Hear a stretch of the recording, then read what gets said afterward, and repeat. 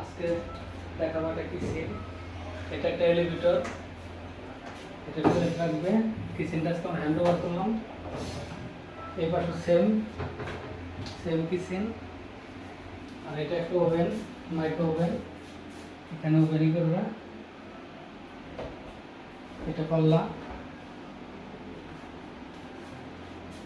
এবার একটা kitchen hood আছে অটো, এটা সুইচ দিতে হবে, চালু হয়ে গেছে। এটা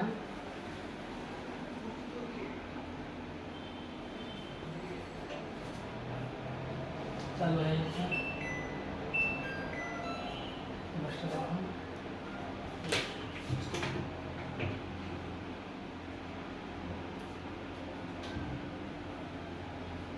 এইটা দেখুন,